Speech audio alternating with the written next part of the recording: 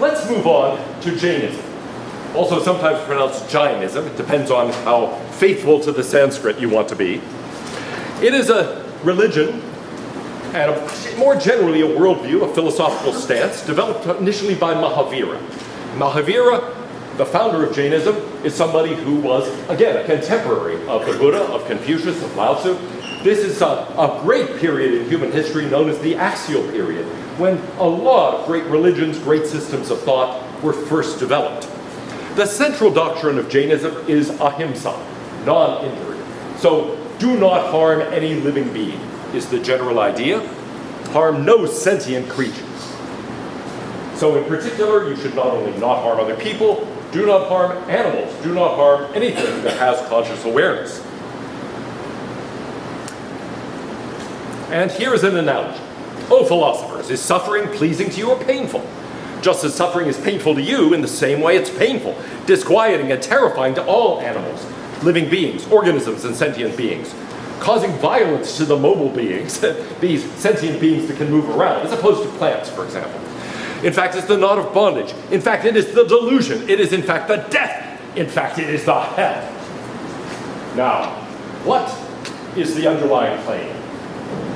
Pain is pain. And it doesn't matter whether pain is your pain, human pain, whether it's the pain of another human being, whether it's the pain of an animal, the pain of an insect. The pain of any animal is something that is a bad thing. And bad in exactly the same way that pain for you is bad. So pain is something that is to be avoided. Not just avoided for you.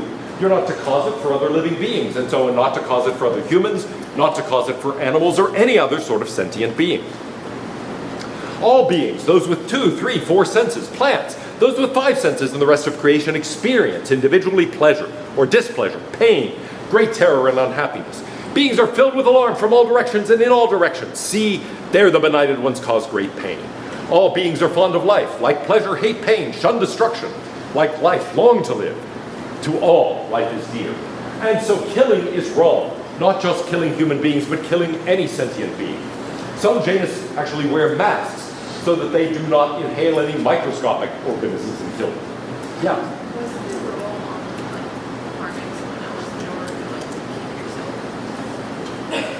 Okay, good. There are occasions where you have to harm someone else in order to live. There are occasions, in fact, where you have to harm someone else in order to help them. For example, doctors giving children shots. Children don't like to get shots. They're painful. On the other hand, why do we do it? Because it helps the child. So sometimes you have to cause pain in order to help, to prevent further pain.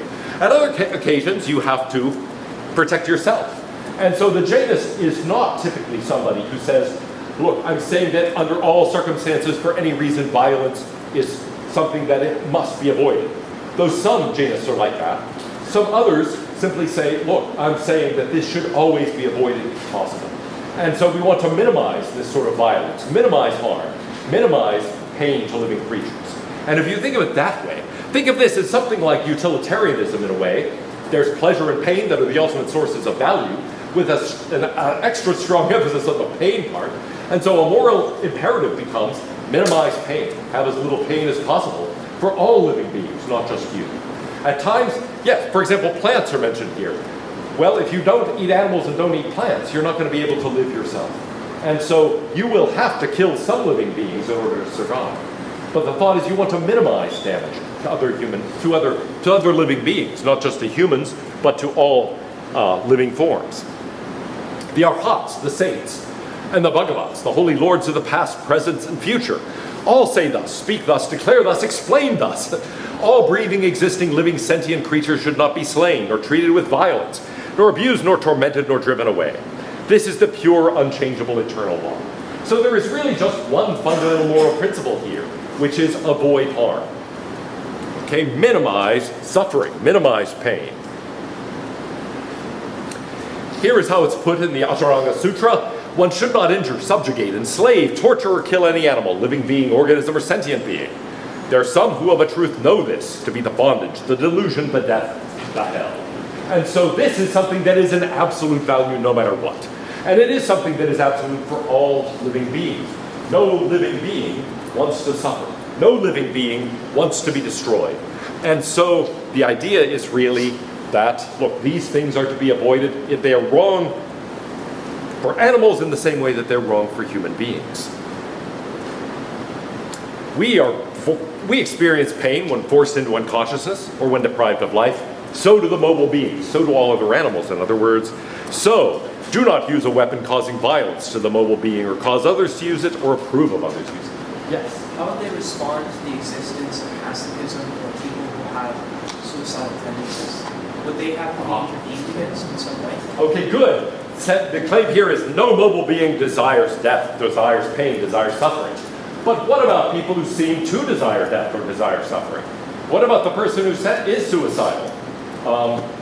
Does that refute Jainism? What about the person who is a masochist? When I conjure up the words, it calls up sort of a 50 Shades of Grey type thing, but you know, it doesn't have to be in that form. There are people, in fact, you might say, look, yeah, suppose, I mean, it's been a long time since I had a toothache, but think back to your childhood when you had a tooth that was sore and about to fall out, start wobbling. What do? You start messing around with it, right? And it hurt to mess around with it, but you did it anyway. Because why? I don't know. Because you kept messing until finally it fell out. But it caused you pain. And you might think, well, wait a minute. There's an example of a mobile being, namely you as a child, wiggling that loose tooth, causing yourself pain, and finding it sort of irresistible to do it, right?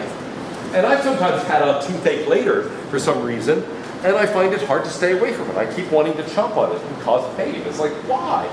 I don't like pain. I'm not one of those people who says, oh, come spank me, beat me. But nevertheless, I find myself doing this, so what the heck's going on here? I don't know what's going on there. And I think actually if you start thinking about examples like this, you think, well, wait a minute, our relationship to pain is a little bit more complex than this. Or think about being in the gym, you know, the person who works out until finally you feel the burn in the muscle. You know, what's that all about? How is Arnold Schwarzenegger possible if there is no mobile being who wants pain? And so there's something, and if you don't think about that, I mean, think about the marathon runner.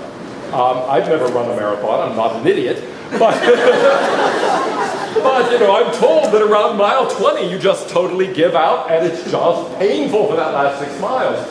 And you know, I said, why do people do this? You know, I said, Philippides, he had felt like he had to save Athens, but what about C. Phillips, who gets out there and runs marathons in the Clydesdale division, because he's a big guy. Why does he do it? I don't know. And so there is something puzzling here. It does look like we and other mobile beings do sometimes seek death and seek pain, even if it's of a mild variety, though I think the pain of a marathon is not mild. And yeah, I don't know actually what the pain of Sean should say about that. Yeah. Emotional pain. Yeah, so far we've really been focusing on physical pain, but what about emotional pain? What about other forms of suffering? Presumably they're significant too, right? And in fact, in a lot of cases you might say people would much prefer physical pain to the emotional pain. If it's sort of like, look, I'll slap you or I'll, you know, cause you great emotional pain, I'd rather have the slap. Probably. I mean, it depends how much I care about you. If I'll never see you again, I'm going to call you a, you know, yeah. Shoot, man, go ahead, right? But on the other hand, if you're somebody I care about, then it's like my wife says, look, either I'm going to slap you across the face or I'm going to leave you. Then I'll take the slap across the face. And that tells us that, yeah, emotional pain is something we ought to pay a lot of attention to here as well. Yes?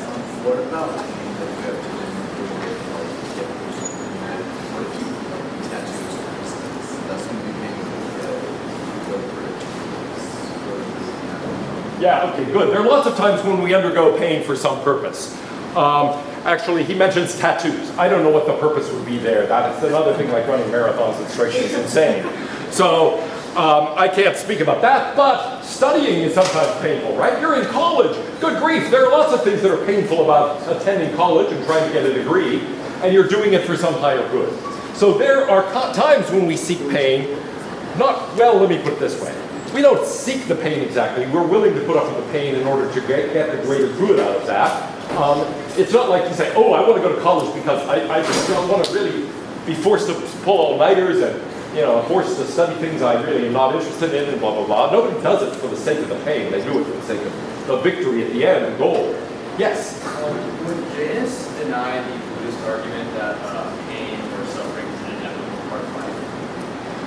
Good. Is pain or suffering an inevitable part of life?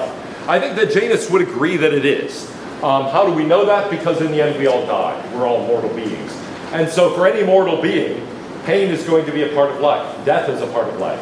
And indeed, there are lots of smaller ways in which pain is inevitable.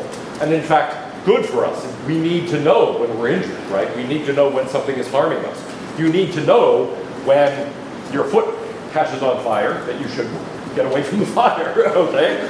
You need to know when something is hurting so that you can do something to rest it or make it better. So in short, I think they would agree with the Buddhists that yes, pain is inevitable. On the other hand, the assumption here isn't that life itself is suffering. It's rather that life includes suffering, and that's something we can actually minimize.